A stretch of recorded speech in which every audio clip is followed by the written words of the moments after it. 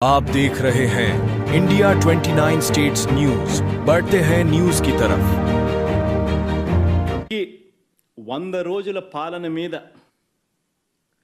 చంద్రబాబు నాయుడు గారి 100 రోజుల పాలన మీద దృష్టి పెట్టేసరికి ఇప్పుడు తిరుమలకు వచ్చే నెయ్యి కల్తీ జరిగిందంటూ ఇంకో డైవర్షన్. ఇది నిజంగా అన్నిటికన్నా ఇంకా ఆశ్చర్యం కలిగించే పెద్ద డైవర్షన్.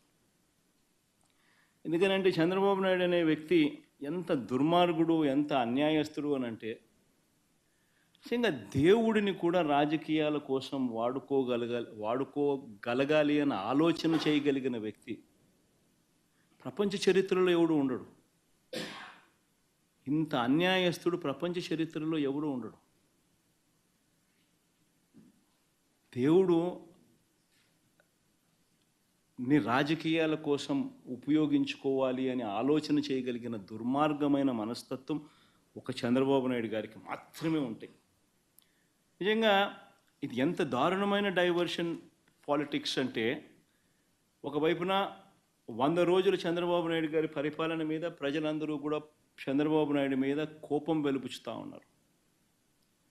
ఏమైనా మా సూపర్ 6లు, ఏమైనా మా సూపర్ 7లు అని చెప్పి ప్రజలు నిలదీస్తూ ఉన్నారు.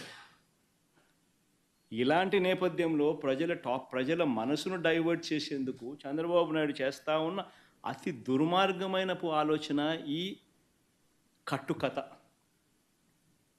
India 29 States News. Please support my channel, like, share and subscribe my channel.